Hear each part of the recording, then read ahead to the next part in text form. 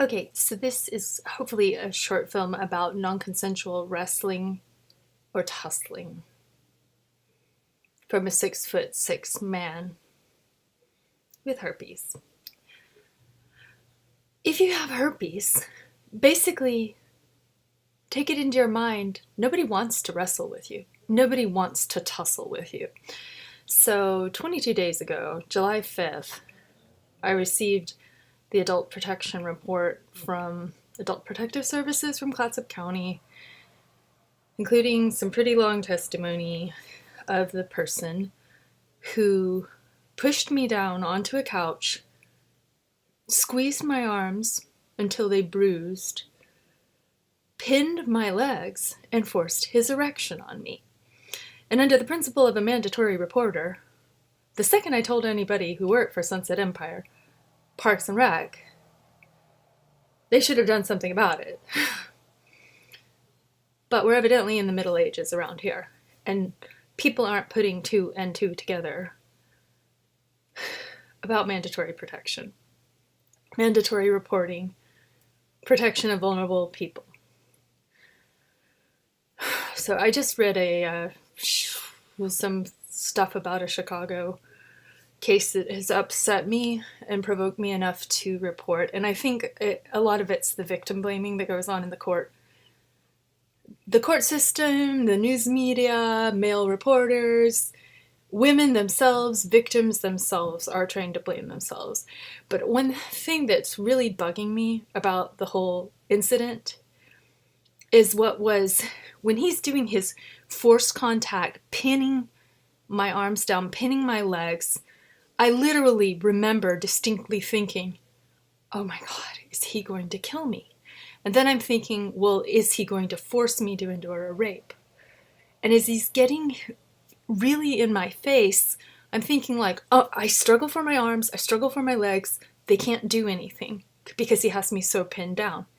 And it's the sort of thing like it feels like it's going on forever because in your mind you're like, oh my God, what's next? What am I going to do? And I'm like disgusted because he's already told me he has herpes. I'm thinking, you're going to give me your herpes? And like I'm supposed to carry that for life? Or I remember thinking like, oh, so you like some kind of sadomasochistic violent role play, and that's what you're pulling all of a sudden on me now, that you've already done all this sexual harassment, quid pro quo, gropey stuff that's been making me uncomfortable, where I've like swatted his hand off, I've said, don't do that, you're reminding me of other abusers, and he's gotten way beyond my personal boundaries of me feeling safe. And I'm feeling threatened by him the second he starts talking about herpes and how I would sleep with you. I remember this thing that I didn't really say in my report or in any of the Herpes Dude video series, that he kept like saying, I want to please you, I want to please you. And I would just remember thinking like, okay, you're really submissive and sycophantic, and like it was grossing me out. Gross. It was gross. So when he has me pinned down and I find I can't kick him in the balls, I can't even get my arms, I'm screaming to free myself. I pinch my lips like this, which I struggled to write this to the investigator who got this confession of what he calls wrestling and tussling, his euphemisms for what he did to me. I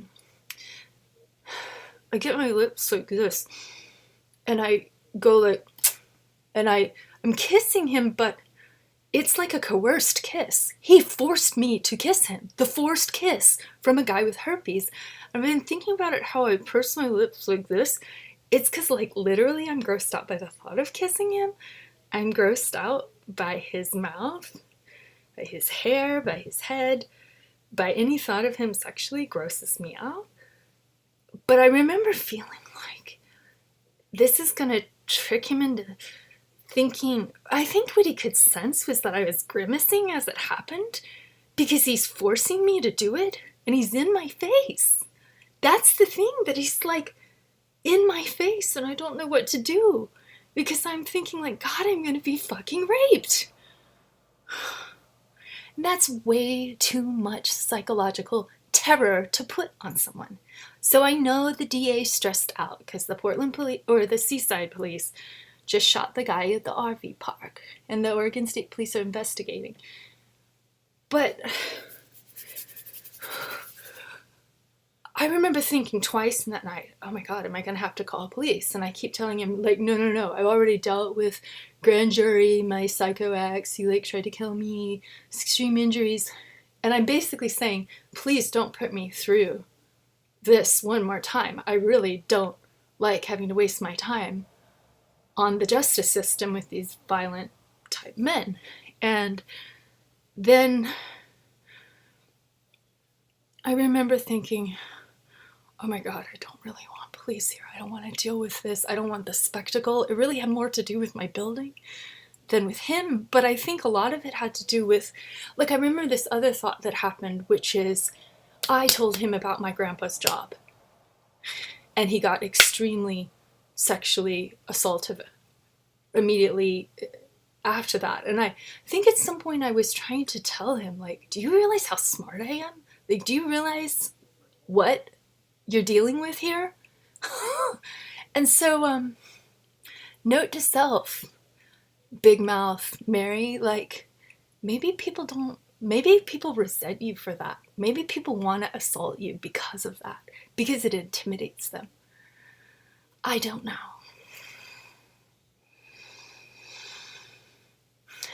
And then what else? Think, in his version, his version of like, oh, I've wrestled other girls before. Like, he does this, like, I have done this to what he calls past partners. So he's basically saying he wrestles and tussles non-consensually other people. Do you want to talk about devastation? I couldn't really eat after a week of reading him saying that, because I know he assaulted me, but now I have basically, I don't know if you want to say 80-90% proof positive, he's also assaulted other women in that manner. Maybe in his mind he wants to say, oh no, it's totally consensual with them too. And I'm like, well, it wasn't consensual with me. It was sinister. So that was like trying to ruin my July 4th holiday, right? But I went from thinking like, oh, you're saying this is inconclusive. That's terrible. Because I figured he's just going to be like, oh, she's a liar. And like leave it at that. Which he is essentially like saying, oh, she's a liar. But he's more trying to say, well, she allowed me to have tea. So therefore when I groped her, it seems like she liked it. Or like, it's like he's conflating step by step his pattern of aggression into some bungled notion of consent, which it was restrictive and given. He's smart. Not smart enough not to mess with me. And there was a certain point where my estimation of how like, oh wow, you're so smart because we can talk about fancy politics type crap, like just went like, oh. And I went to this point where I was thinking more like honor, character, and integrity. I was like, wow, you're not the kind of person. And at that point, as sexual incontinence is like urinary incontinence. If you cannot respect a woman and talk to her as a person, as a human being, and demonstrate your worthiness by showing her respect, it doesn't really matter if you have a few brain cells that can compute some knowledge. Your machine is corrupted by your lack of overall integrity. So I was having this heartbreaking feeling of like, oh, I guess I don't respect you. And it was kind of like, it's like when you're around an extremely drunk person and it's just kind of like, you're so out of control with your own emotions and your own stuff. You have no composure. I just remember feeling grossed out by that. And at each level of incursion, as he would push more contact on me, I remember thinking, well, hopefully it can go no further than this, and he will understand my guidelines. And then when I'm finally just like brushing his hand off my breast as he keeps trying to swipe it twice to 3 times in a row, I'm thinking like, whoa, whoa, whoa, whoa, he's not listening to me. I just said don't do that. And he did it immediately afterwards. An immediate grope after I told him don't grope me. So I'm thinking like, whoa, this is getting serious. And I believe, just as victims suspect, the second you try to really delineate your no and get really extremely crystal clear with me, don't do that, you are reminding me of an abuser, slam down. And that's the logical progression of messing with these kinds of abusive men. So when my red flags are going off, I mean, my red flags were going off when he starts being like, oh, I'll take you on a trip to Idaho. I'm like, I wouldn't even go in a car with you to Warrenton, to your stupid Coast Radio picnic, even though you're asking me to be on your show for Coast Radio, because you're kind of freaking me out, leering at me. So his dishwasher's like, oh, he's a really good guy. I hope he doesn't get in trouble. At the Lutheran church picnic, right? I'm like, you hope he doesn't get in trouble. Well, we're all in trouble, aren't we? If the senior center Meals on Wheels director is Mr. Gropey Gropey, slam a woman down, pin her down, make you think she's going to rape her, get in her face to the point that she's giving you a kiss to hopefully prevent and forestall what's going to be a rape, or slow down, or like not get killed, kind of like is the vibe. And my mind is thinking like, okay, so if he does rape, can I get a condom? Like, what kind of thought experiment is that? It was complete dominance, complete terror.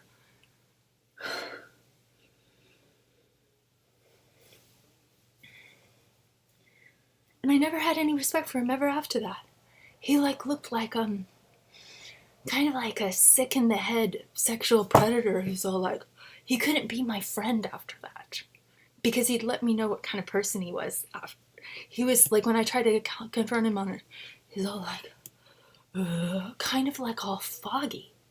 And I was reading about how herpes can get in the brain. It's very rare, but there's like 200, 300 cases a year in America of encephalitis from herpes. But I mean, I entertained the thought maybe he's got Asperger's. Like maybe he's got some actual problem with recognizing eye contact, human body language, verbal cues. Like he's not picking up on anything. And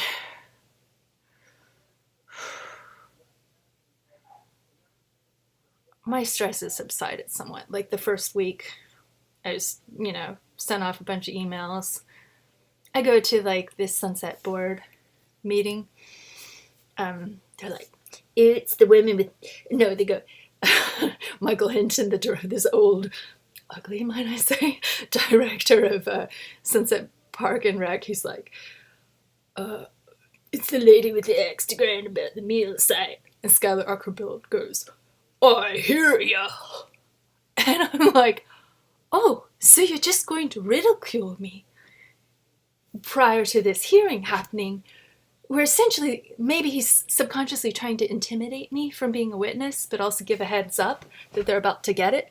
So they've got their 3 minutes of me chewing them out for engaging in like witness tampering, ridicule me, no responsible attitude towards sexual harassment. I think Skylar could at least fudge some of that on the phone or send me, email me the policy.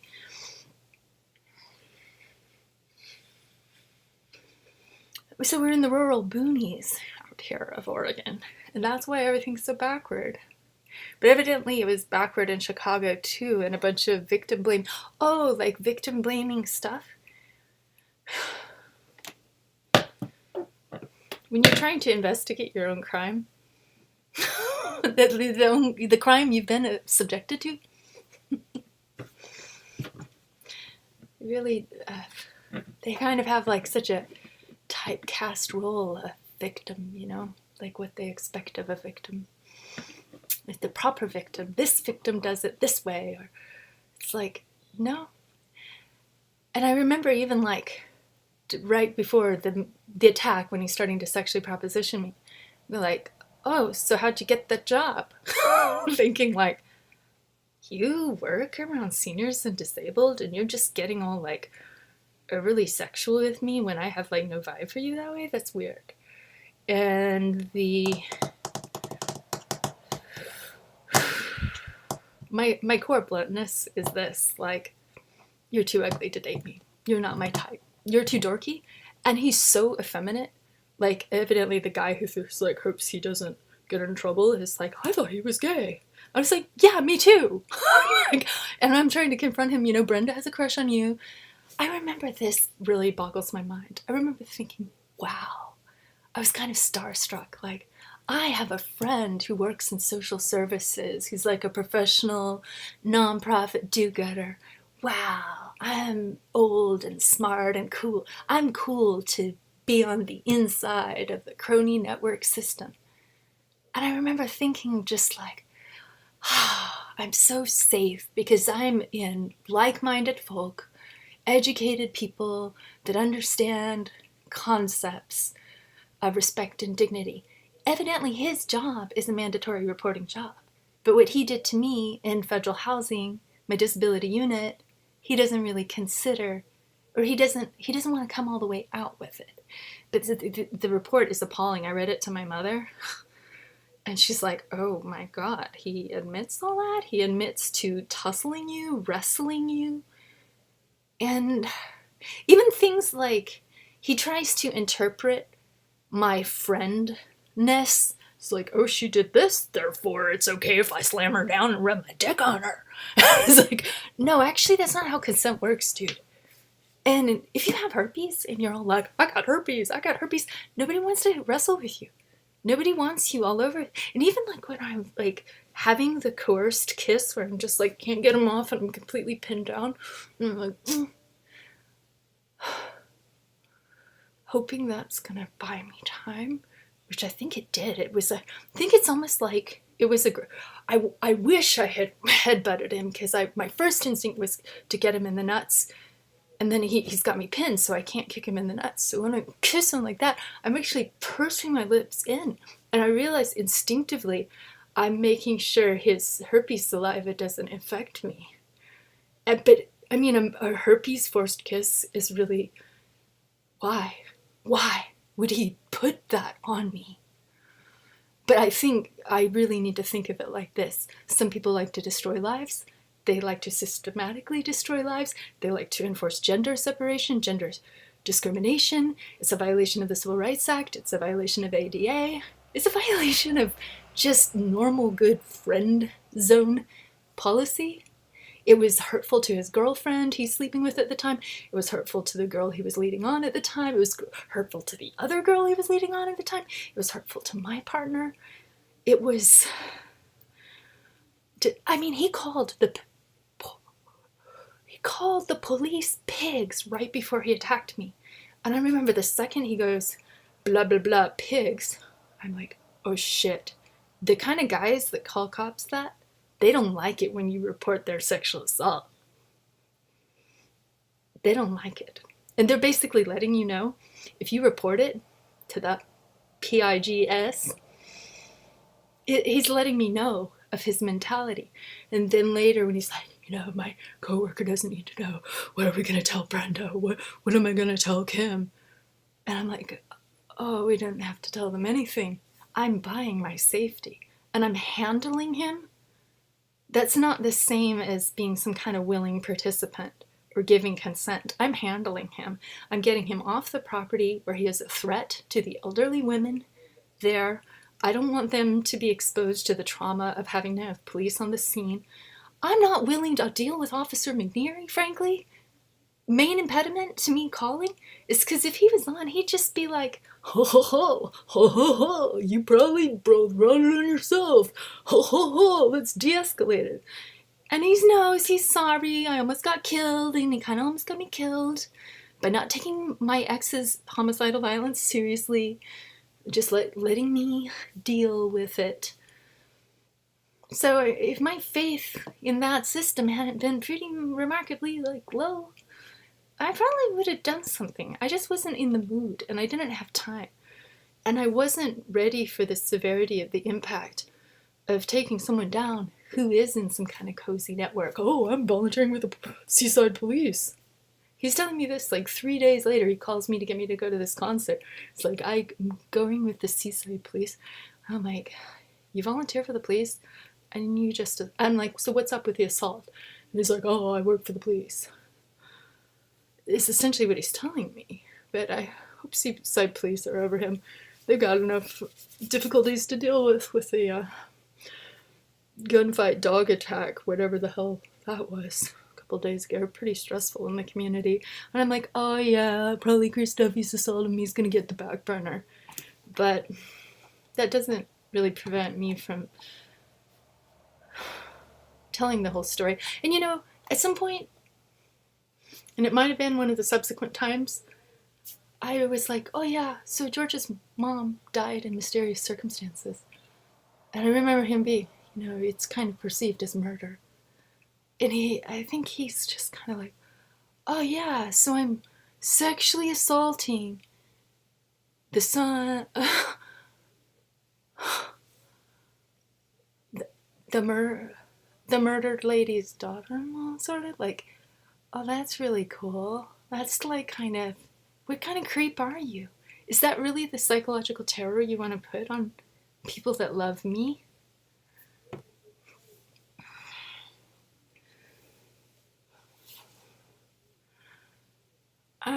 And then my patience is like, okay, I gave you me your spiel. You're like, this guy friend, that guy friend, whatever guy friend that has a crush on me. I can still be a guy. You can still be my guy friend.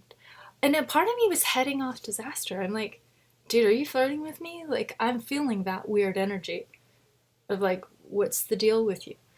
And we got through that quick. I think basically he got a, like, no, I won't be involved with you. And so therefore he's just like, well, fine, I'll just take what I want by assaulting you and scare the life out of you just to punish you. What kind of guy is that? Herpes dude, director of Sunset Park and Empire, Meals on Wheels. Kevin Grossniklaus won't even answer his phone in Salem. Is he just AWOL from his job? Or is he personally avoiding me? Avoiding his email? Or just takes the whole summer off? I don't know, it's Oregon. Could be anything. But at the end of the day, he didn't rape me. Woohoo! And I got away. I moved away. And I finally reported it to NOAA. I reported it to ada.gov. I reported it as a hate crime. I remember telling him, I'm already happily, you know, have a guy that I like, that I'm sleeping with. If I were to date anyone else, it would be a woman because I'm bi. Like, I remember directly telling him that. And so I put in the anti-LGBT hate crime form for the Oregon DOJ, which I think is the right thing to do. Because if people don't understand that he's not hearing that as a no. I'm telling him, you're not a woman, so I'm not interested in you. Ugh. Isn't that sick? It's really actually sick.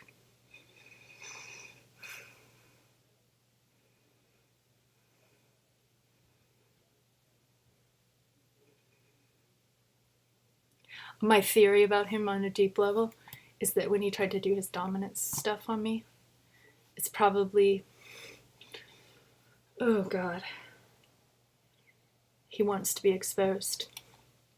And he wanted to give me this piece of blackmail to pull whenever he was ready to handle it. So I'm sure he's enjoying every minute of the humiliation. And I'm sadly suspect that's what he's into. That's what part of why he did it. I don't know, I just kind of think people are self-destructive in that manner, but I'm going to get out of here.